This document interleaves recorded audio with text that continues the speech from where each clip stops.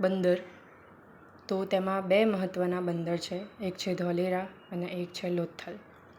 ધોલેરાની વાત કરીએ તો તે હમણાં ખૂબ જ ચર્ચામાં રહ્યો હતો તેના SIR પ્રોજેક્ટના કારણે. SIRનું ફૂલ ફોર્મ થાય છે સ્પેશિયલ ઇન્વેસ્ટમેન્ટ રિજન. ધોલેરા એક તાલુકો છે. ધોલેરા સ્માર્ટ સિટી પ્રોજેક્ટ ત્યાં ચાલી રહ્યો છે 2009ના અધિનિયમ મુજબ. લોથલની વાત કરીએ તો તે હડપ્પીય સંસ્કૃતિનું નગર છે. 1954માં તેની શોધ SR રાવ દ્વારા કરવામાં આવી હતી, જે ધોળકાના સગરવાલા ગામમાં આવેલું છે.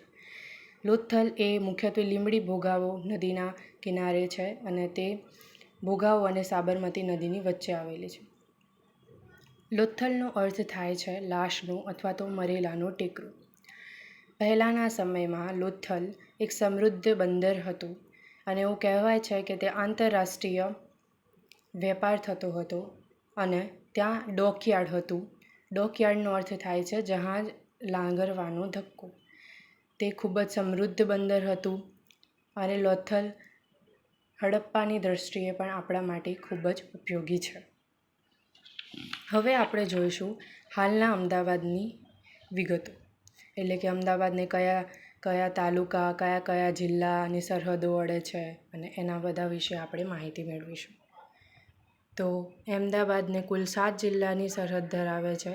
ઉત્તરથી લઈને પશ્ચિમમાં ચાલુ કરીએ તો ઉત્તરમાં મહેસાણા, ગાંધીનગર, ખેડા, આણંદ અને વચ્ચે ખંભાતનું અખાત આવે છે. ત્યારબાદ ભાવનગર, બોટાદ અને સુરેન્દ્રનગર આવે છે. આમ ટોટલ 7 જિલ્લા અમદાવાદને સ્પર્શે છે. અમદાવાદને આપણે જાણીએ છીએ કે ગુજરાતની આર્થિક રાજધાની તરીકે પણ ઓળખવામાં આવે છે. હવે આપણે અમદાવાદના તાલુકા વિશે વાત કરીએ તો અમદાવાદમાં કુલ 10 તાલુકા છે. પહેલો છે માંડલ, પછી દેત્રોજ રામપુરા, વિરમગામ, સાણંદ, અમદાવાદ સિટી, દસક્રોલ, બાવડા, ધોળકા, ધંધુકા અને ધોલેરા. આ બધા જ તાલુકા ખૂબ જ મહત્ત્વના છે. દરેક તાલુકામાં કંઈક ને કંઈક ઐતિહાસિક માહિતી છે જે પરીક્ષામાં અવારનવાર પૂછાતી હોય છે. તો ખૂબ ખૂબ ધન્યવાદ આ વિડીયો જોવા માટે. અને જો તમને આ વિડીયોની માહિતી ઉપયોગી બની હોય તો લાઈક, શેર અને સબસ્ક્રાઈબ કરવો. Thank you.